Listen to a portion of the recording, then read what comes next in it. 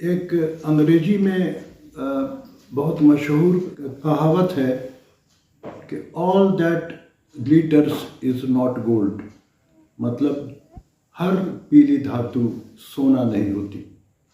उसी तरह हर खांसी का कारण इन्फेक्शन नहीं होता है। ये आम लोगों की धारणा है कि जब भी खांसी होती है 2 दिन 4 दिन के लिए, तो वो लोग किसी दवा के दुकानदार से या किसी व्यक्ति से पूछ के एंटीबायोटिक का इस्तेमाल करते हैं। आप लोगों में से शायद बहुतों को मालूम होगा कि एंटीबायोटिक का बार बार इस्तेमाल करने से, फ्रीक्वेंट इस्तेमाल करने से सारी दुनिया में एंटीबायोटिक रेसिस्टेंस की समस्या बढ़ती जा रही है। ख़ास तौर से हमारे एशियन कंट्री में, भारतवर्ष में एंटीबायोटिक बहुत ही उपयोगी दवा है जो हमारी जान की रक्षा करती है जब हमें सीवियर इन्फेक्शन होता है। अगर इसी तरह से रेसिस्टेंस बढ़ता गया तो वक्त आने पर ये एंटीबायोटिक शायद हमारी रक्षा न कर पाए। तो और दूसरी तरफ ये सर्दियों का मौसम स्टार्ट हो चुका है। जैसा कि आप जानते हैं कि सर्दी के मौसम स्टार्ट होते ज़्यादातर लोगों को सर्दी, खांसी, बुखार की समस्या होती है। और ये मौसम जो लोग एज़मेटिक हैं, दम्मा के मरीज़ हैं, उनके लिए बहुत ही ख़तरनाक है। थोड़ी सी भी ठंड लगने से उन्हें खांसी और सांस की तकलीफ़ होने लगती है। तो और अभी पिछले दिनों हमारी याद अभी तक अब ताज़ा है कि खांसी का एक जानलेवा भी कारण के दौर से हम लोग गुजरे हैं, जिसको हम लोग कहते हैं अब कोरोना के टाइम में किसी को अगर एक बार खांसी होती थी तो आमने सामने वाले को होता था डर, या उसको भी डर होता था कहीं उसे कोरोना तो नहीं हो गया है। और अभी उसकी याद अभी तक हम लोग भूले नहीं थे कि एक दूसरी समस्या हमारे सर पे आ गई है, वो है एयर पॉल्यूशन। एयर पॉल्यूशन की परेशानी सिर्फ मेट्रोपॉलिटन सिटी, बड़े शहर ही नहीं झेल रहे हैं, हमारे छोटे शहरों में भी एयर पॉल्यूशन की समस्या रोज़ दिन बढ़ती जा रही है। और एयर पॉल्यूशन के वातावरण में, इस पर्यावरण में ज़्यादातर रहने वाले लोगों को सर्दी, खांसी या दम फूलने की शिकायत या हार्ट की बीमारी आम हो गई है। इस वीडियो के मार्फत हमारा संदेश ये होगा कि जब भी आपको खांसी हो तो 2 दिन 4 दिन की खांसी पर झट से एंटीबायोटिक लेने की गलती ना करें। अपने शरीर को मौका दें उसे फाइट करने के लिए। यहाँ पर यह जानना ज़रूरी है कि कफ का मतलब क्या होता है। कफ एक तरह का रिफ्लेक्स मैकेनिज्म है जो हमारी रक्षा के लिए है। जैसे गलती से हमारी उंगली अगर आग में कहीं पड़ जाए तो रिफ्लेक्स एक्शन से हम लोग उसे हटा लेते हैं, या डंक मारे तो हटा लेते हैं। उसी तरह से जब हमारी श्वास की नलियों में कोई इन्फेक्शन या कोई इन्फ्लामेशन किसी कारण से होता है, वो एलर्जी भी हो सकता है या फॉरेन पार्टिकल भी हो सकता है, इन्फेक्शन भी हो सकता है, गर्ड भी हो सकता है। उसके कारण में अगर इन्फ्लामेशन या इन्फेक्शन होती है तो हमारा शरीर ये कोशिश करता है कि उसको किसी तरह कफ के मार्फत से, खांसी के मार्फत से शरीर से बाहर निकाला जाए। एक तरफ हमारी शरीर कोशिश कर रही है कि उसको बाहर करें, और हम एक तरफ कोई ऐसी दवा का इस्तेमाल करते हैं जो कफ को सुखा देवे, उसको बाहर नहीं निकलने देवे। लोग जानने की कोशिश करते हैं कफ में कौन कौन जांच होना चाहिए, कफ का उपचार कैसे करते हैं, और हमें क्या करना चाहिए ख़ास तौर से सर्दियों के मौसम में कि हमें खांसी ना हो। अक्सर प्रेस वाले, अखबार वाले हम लोगों से पूछते हैं कि सर्दियों के मौसम में ख़ास तौर से हम क्या करें कि हमें जल्दी से सर्दी खांसी ना हो। हमारे बच्चे, हमारे जवान, हमारे बुज़ुर्ग सभी को क्या क्या करना चाहिए। कफ के कितने प्रकार होते हैं आप में से काफ़ी लोगों को पता होगा। सूखी खांसी या ऐसी खांसी जिसमें बलगम भी निकलता है, ड्राई कफ या प्रोडक्टिव कफ के नाम से ये जाना जाता है। 8 वीक से अंदर का कफ हो, जो 8 वीक के अंदर ठीक हो जाए, उसको कहते हैं एक्यूट कफ। और जो कफ 8 सप्ताह मतलब 2 महीने के बाद भी नहीं ठीक हो, उसके बाद भी तंग करे, उसको कहते हैं क्रॉनिक कफ। क्रॉनिक कफ का मतलब है कोई गंभीर कारण आपके शरीर में है, उसकी डॉक्टरों से मिलके आपकी जांच पड़ताल होनी चाहिए, और जो कारण मिले उस कारण का जब तक इलाज नहीं करेंगे वो खांसी नहीं जाएगी। अक्सर सूखी खांसी जब किसी को होती है उसका कारण वायरल इन्फेक्शन होता है। वायरल इन्फेक्शन आमतौर से 3 दिन 4 दिन में अपने आप धीरे धीरे ये अपना कम होता है, और अक्सर इसमें सूखी खांसी, हल्का बुखार या ये अपना जुकाम भी हो सकता है। अब हम आपसे बात करेंगे कि खांसी के कॉमन कारण। ऐसे तो खांसी के ढेर सारे कारण हैं, ढेर सारे कारणों को आपको बताने की ज़रूरत भी नहीं है, उसको यहाँ पर गिनाना भी आवश्यक नहीं है। कॉमन कारण की बात करें तो सबसे कॉमन कारण हमारे यहाँ हो गया है पोस्ट नेज़ल ड्रिप, या ये एलर्जी के बाद से उत्पन्न होता है।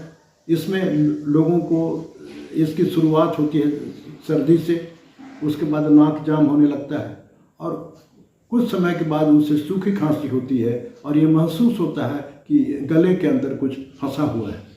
ये अक्सर साइनस वालों को या जिनको एलर्जी हो अपना बार बार उनमें होता है। देखा गया है कि जिनको बहुत दूषित वातावरण में रहते हैं, एयर पोल्यूशन में, उनको भी लगभग इसी तरह की खांसी परेशान करती है। दूसरा कारण है वो है आजमा, जिनको दमे की शिकायत है। अगर ऐसे लोगों को थोड़ी सी भी सर्दी खांसी या ठंड लग जाए तो उन्हें खांसी होना स्टार्ट हो जाता है। और तीसरा है कारण GERD, गैस्ट्रोइसोफेजियल रिफ्लक्स डिजीज। ये एक तरह की पेट की बीमारी है जिसमें अम्ल पेट से निकलकर उसकी खाने की नली इसोफेगस में आता है, और उससे उसका थोड़ा हिस्सा अगर आपके सांस की नली में आ जाए तो ये बहुत एनवाइंग खांसी का होता है कारण। और जब तक एसिड कम करने की दवा या अन्य बातें उनको नहीं बतलाया जाए तब तक ये खांसी एंटीबायोटिक और या अन्य किसी दवाओं से नहीं कंट्रोल होगा। और इसके बाद आती है बात इन्फेक्शन की। वो इन्फेक्शन बैक्टीरियल हो सकता है, वो इन्फेक्शन वायरल हो सकता है, वो फंगल हो सकता है। यहाँ पर मैं फिर इस बात को रिपीट करूँ कि हर इन्फेक्शन बैक्टीरियल नहीं होता है।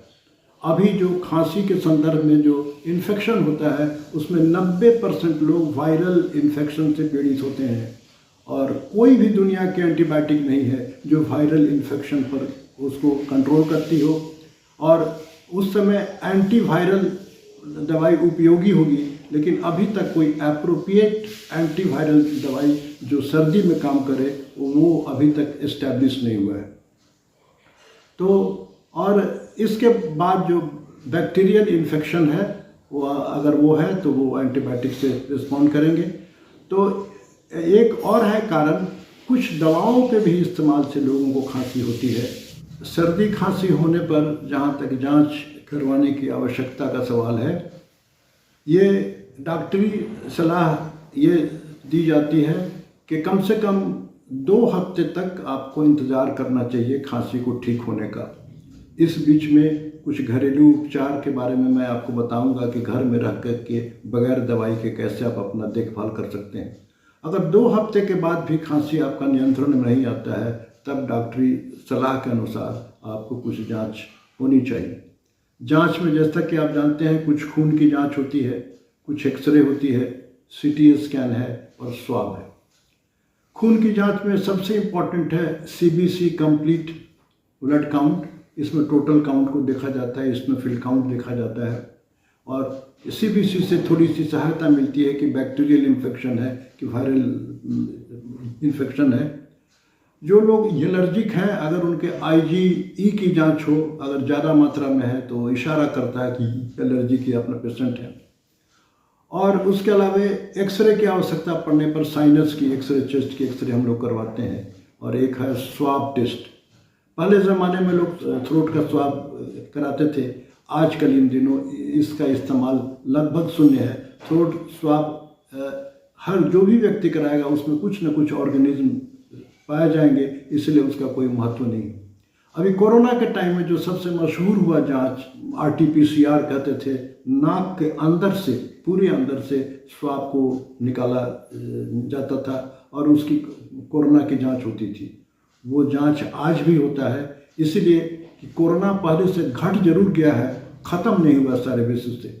अभी भी अगर खांसी होने पर या दम फूलने पर थोड़ी सी भी सैचुरेशन कम हो या परेशानी हो तो कोरोना का जांच आज के दौर में भी काफ़ी जगह होता है। और ये बात सही है कि कोरोना अब उतना घातक नहीं है, लेकिन उसकी जांच होती है और उसके दवाएं भी अब उपलब्ध हैं। एक्सरे की बात है कि एक्सरे चेस्ट यूजुअली 2 से 8 वीक तक जब खांसी नहीं होता है तब हम लोग एक्सरे की राय देते हैं। और CT स्कैन की बात है, CT स्कैन हर किसी को जांच कराने की राय नहीं दी जाती है।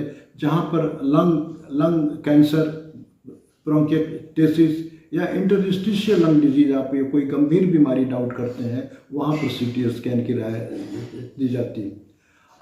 आमतौर से जो खांसी शुरुआती दौर में कोई जांच कराने की आवश्यकता नहीं।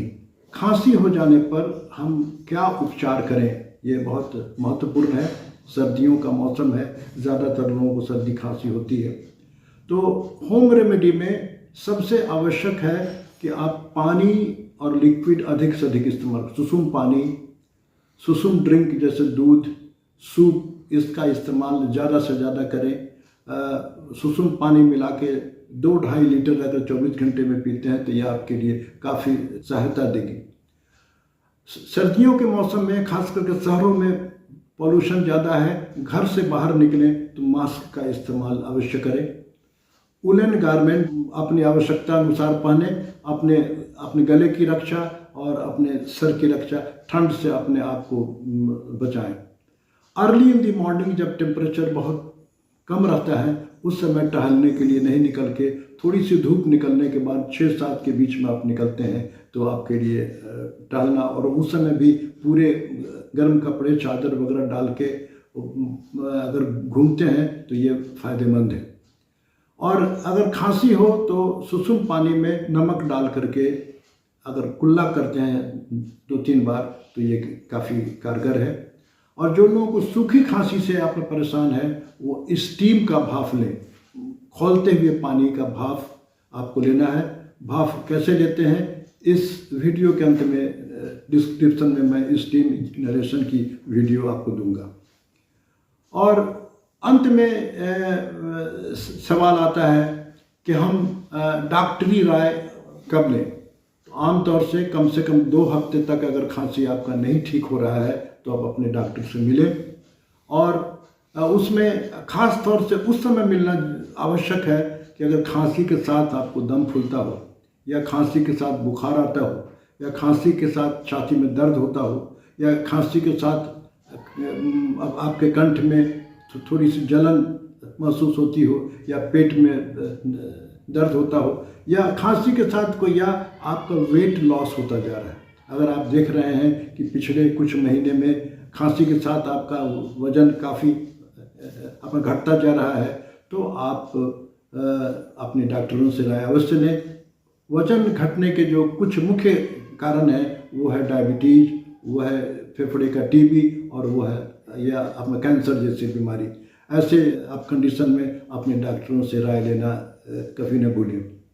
एयर पॉल्यूशन अभी का सबसे इम्पोर्टेंट हो गया कारण, और मैं इस वीडियो को समाप्त करने के पहले आपको संदेश देने की कोशिश कर रहा हूँ कि हल्की फुल्की खांसी होने पर, 1-2 हफ्ते की खांसी होने पर झट से एंटीबायोटिक का इस्तेमाल न करें। ये आपको फ़ायदे के बजाय इसके साइड इफ़ेक्ट बहुत ख़राब होते हैं, नुकसान होगा, आपका पेट खराब हो सकता है, आपको अन्य शिकायत हो सकती है। अब मैंने कहा था कि दवा भी कुछ खाने से खांसी होती है, उसका नाम आपको ज़रूर जानना है। ख़ास तौर से जो लोगों को BP हाई रहता है वो ACE इनहिबिटर ग्रुप की दवा लेते हैं, और अगर उन्हें खांसी होती है, ACE अपने ग्रुप में आता है कैप्टोप्रिल, एनालाप्रिल, इस तरह की दवाई लेते हैं, और खांसी, सूखी खांसी हो रही है तो डॉक्टरों से मिलकर इस दवा को बंद कर दें, आपकी खांसी ठीक हो जाएगी। ACE बहुत मशहूर है, खास करके जिनको BP है, BP के दवा में ACE ग्रुप की दवा खाते हैं तो खांसी बहुत होता है, उसको सिर्फ दवा को रोक देने से आपकी खांसी ठीक हो जाएगी। इन्हीं बातों के साथ मैं इस वीडियो को समाप्त करता हूँ। मैं कोशिश करूँगा कि जो मैंने संदेश इस वीडियो के मार्फत दिए हैं उसको अपनाएं, एंटीबायोटिक का इस्तेमाल कम करें, घरेलू जो उपचार मैंने बताया उस पर ध्यान दें और नहीं ठीक होने पर डॉक्टरी सलाह लें। आप खुश रहें, प्रसन्न रहें और इस वीडियो को अच्छा लगा हो तो लोगों को शेयर करें। Thank you very much for watching.